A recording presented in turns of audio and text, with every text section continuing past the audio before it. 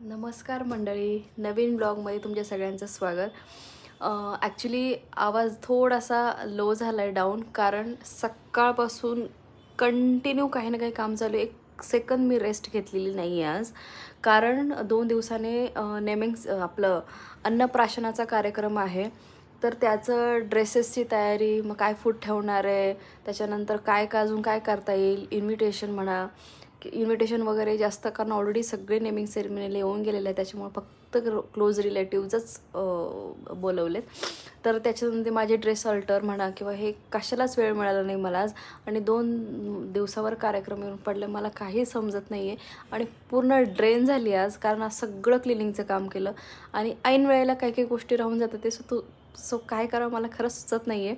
आणि काय काय डेकोरेशन करू शकते तो प्लीज मला कमेंट करून सांगा, म्हणजे त्या हिशोबाने मी अजून तयारी असेल तर तेवढी करेल. सो चलो, बाय बाय.